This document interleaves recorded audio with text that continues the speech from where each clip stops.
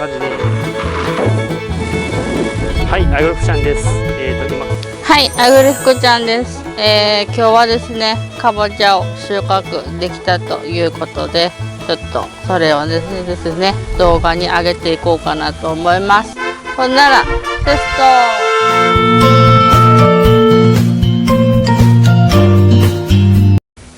はい、ではですね、かぼちゃを取ってきたばかりでありますが、まあね、白いちょっとのがついてるんですけど、これは新聞紙なんで後で洗って、こういった新聞紙ですね、洗ってから、干して、それからっていう感じで段取りしていこうかなと思っております。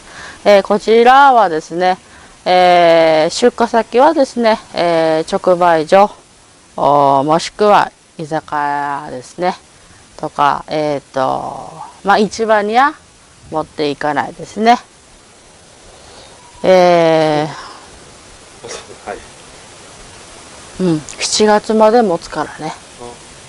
7月中旬か下旬までは持つから、ちみちみカットしながらですね、地産地消に出したりとか、あとは10キロ単位で取ってくれる居酒屋さんがありますので、そちらに出したりとかですね、そういう感じで振り分けて、フルスノーゼもぼちぼち来ております。訳ありですね、こういった傷ありで良ければ、10キロで発送しますよっていうのがありますから、そちらもですね発送してもう、予約は埋まってますので、ふるさと納税の方はですね、そちらはですね、まあ完熟してから発送するという形で、またですね、来年も作るか作らないかはまだ決まっておりませんが、ふるさと納税で多分出すと思いますので。品種は品種はね、栗五郎。栗五郎はね、恵比寿よりなんだけど、恵比寿より、なんていうの、ホクホクしてる。日持ちは恵比寿とあんまり変わんない。で、恵比寿よりかは栗五郎の方が病気に強いという特徴があります。で、栗五郎はまあ農協さんの指定もあるということで、栗五郎なんですけど、まあ今回は、今年、前からね、家庭菜園用で恵比寿を1世2世ぐらいしか作ってなかったんですけど、今年初めて一旦作ったという形でですね、こちらをまあ一旦の量に対してちょっと収穫量が落ちてる感じではあるんですけど、まあこの雨時でよく取れたなと思います。定食がですね、4月でしたね。5月か。5月ぐらいか。5月だね。4月の手前あたりか。4月中旬かな、定食が。だったんで、まあどうなるかなと思ったんですけど、まあまあですね。あとまあ今後の課題としては、敷き藁ですね。うちは田んぼをしてないので、藁を確保できないということで、来年は枯れる緑肥を使っていこうかなということを検討中であります。あとは何でもないです。なんて何本、かぼちゃ何本立て、2本立て、1本立て、3本立て。2本立てで一応。どういうやり方2本立てでとりあえず1本につき3本実がつくようにっていう感じでしておりました。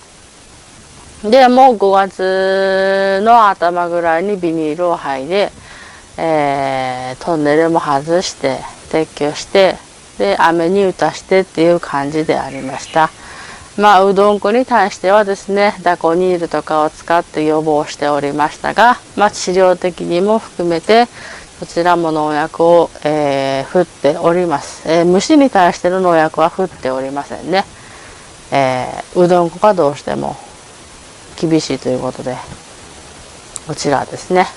うどんこが発生すると、生育に悪さをするということで、ダコニールだけは振っておりましたね。ダコニールと、あとなんだっけ。他の治療剤もですね、使っておりましたので、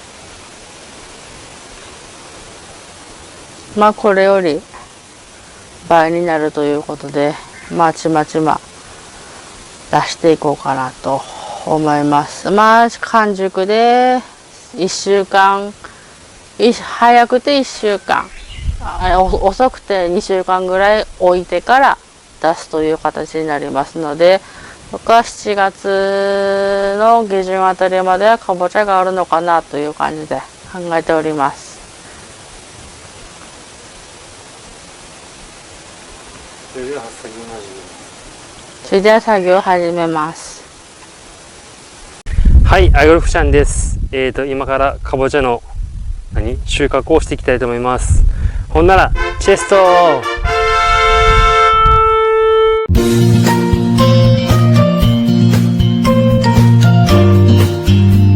で、かぼちゃなんですけど、こんな感じです。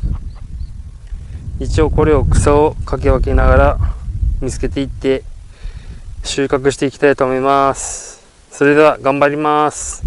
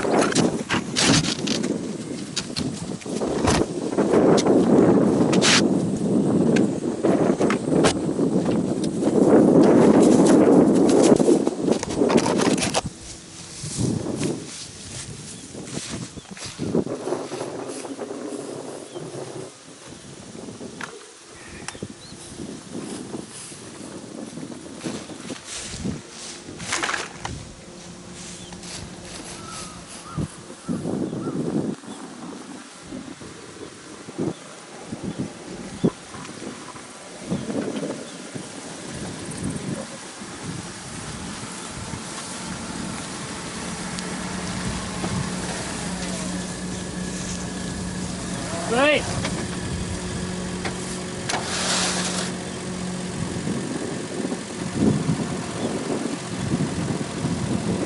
行って。見に来て。